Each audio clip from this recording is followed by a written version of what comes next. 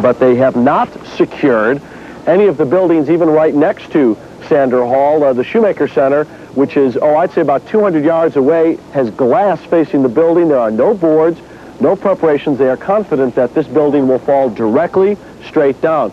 Let's show you what other implosions look like. The company that does this implosion is famous worldwide for doing this technique all over.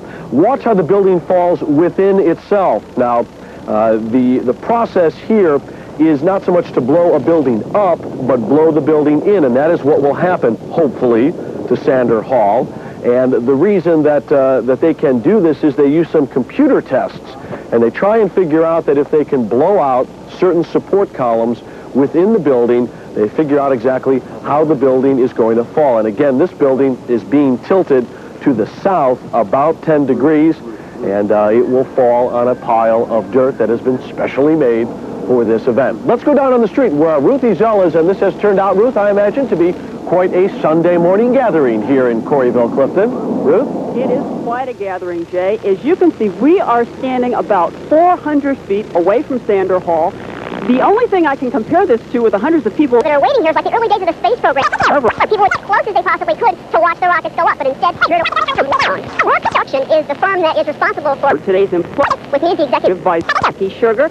It has been kind of windy today. Can wind be a problem in a situation like this? Wind can be a problem. This type of wind. As far as we're concerned, high winds can be a problem. They may make the building shift or cause flying debris, things like that. But this is ideal weather right now. What would be the worst kind of weather for something like this? Thunder and lightning. A thunderstorm is very detrimental due to the fact that the wiring can be triggered by lightning instead of by the detonator. Okay. Is that what was the problem with today's delay? Slightly, yeah. They want to always recheck everything in the building. Today's delay was caused by some broken wires that happened in last night's thunderstorm. They had to go back through the whole building to check for broken wires, and they found some. So far, weather is good. Everything is go? Everything's go. We should have about 4 minutes. All right. It looks like we're just going to wait for the big boom, the big implosion. Back to you, Jay. We are told, thank you very much, Ruth. We are told up here on our post high above the campus that we are about a minute and a half or so away from the implosion. The reason that Sander is being demolished, even though it's a young building, just about 20 years old, is it has turned out to be an architectural nightmare. Ironic that a school known for its architecture has produced such a disaster. That was a dormitory, a 26-story dormitory. And the problem is that the fire alarms consistently went off, and the folks had to scramble down 26 flights of stairs. There were other safety concerns. There was asbestos in that building, but in about 40... The building that took 2 years to construct should fall in just about 8 seconds or so is all it will take. We're quiet down now and ask you to sit back, grab a cup of coffee, relax, and enjoy a first ever, the tallest building in the United States ever to be imploded right here on the campus of the University of Cincinnati. Stand by as Sander Hall comes tumbling down.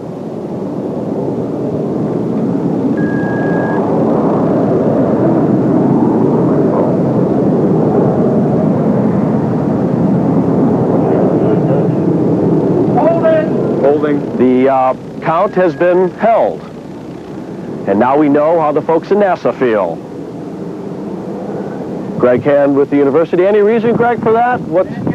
They didn't give a reason. Well, if I had my finger on the button that would control this building, I would make sure everything... Pardon? I think it's SOP. Standard operating. They always hold a 30. Okay.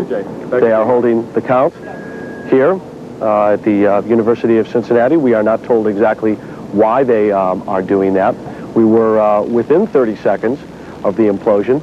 To give you a feel for exactly what is happening inside a trailer just about, I'd say a few hundred yards away, the gentlemen who run this demolition firm will push the button, and if you're wondering why this ceremonial gesture isn't given to a university president or the governor or the mayor, the reason is that under Ohio law, the person who presses the button is financially, legally responsible for all of the damages that occur or might occur as a result of the blast, and that is why... Company, $8 million in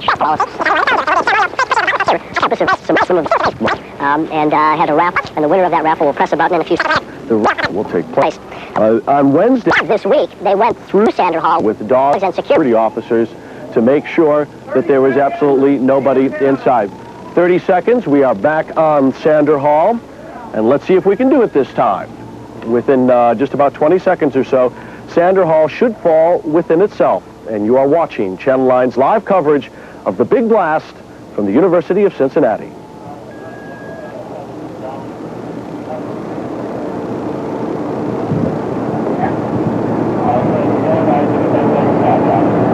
We're on the 10-second countdown.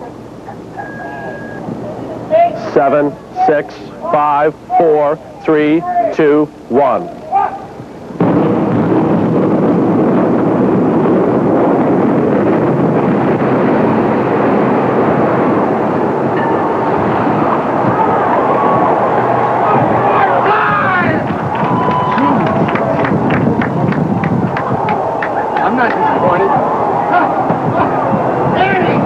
And the cheer from the roof is one more time. It worked. What a sight. I didn't get that. Can we do it again? Hey, Larry. The crowd, which you may be able to see, is scattering huge plume of smoke. I think that's a lot thicker than they expected, and that is really thick. I imagine the folks on the ground are really in a hurry, as you can see in our live picture there. I'm not quite sure which street they're running down, but boy, that is awfully thick. But they're still applauding. We can hear them. We can hear them. It is a dust. Did I say smoke? I didn't mean smoke. That's dust. It's a concrete dust, obviously, from that building.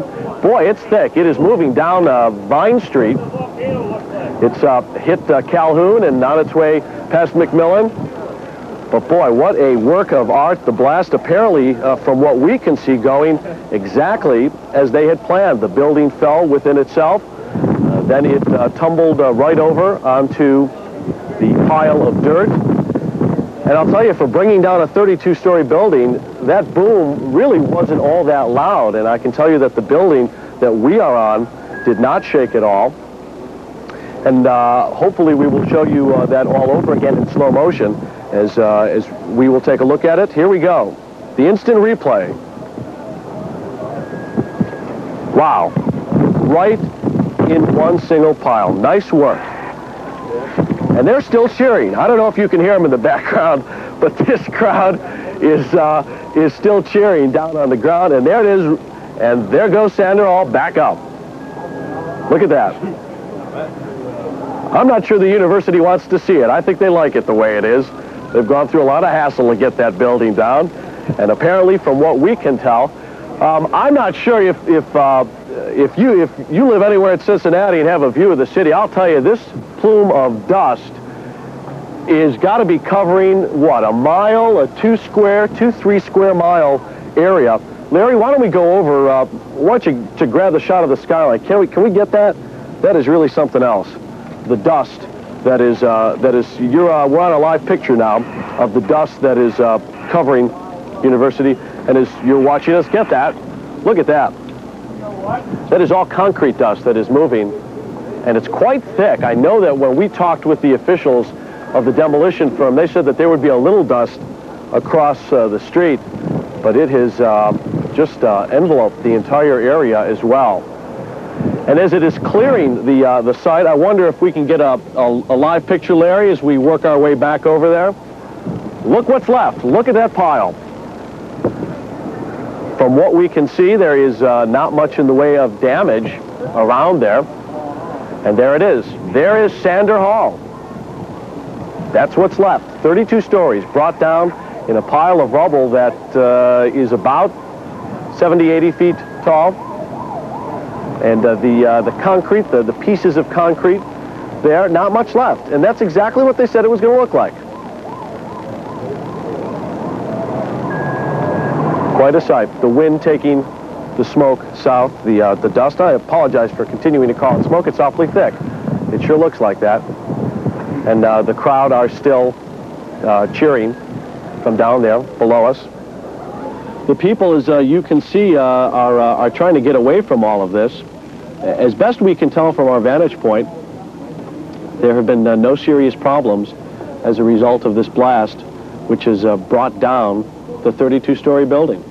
Folks, can we take a look at that again? Boy, it would be awfully neat to just, I know we're going to be seeing a lot of that footage of Sander Hall tumbling down, and it really did come very, very quickly.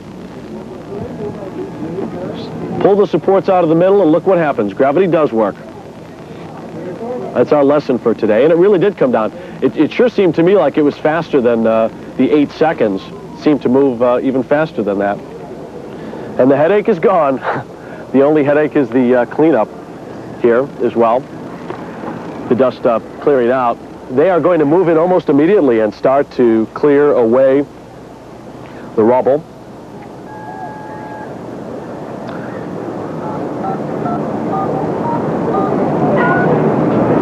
From all accounts here, things have gone exactly according to schedule. They will now check the buildings across the street from what used to be Sander Hall. We'll call it the Sander rubble.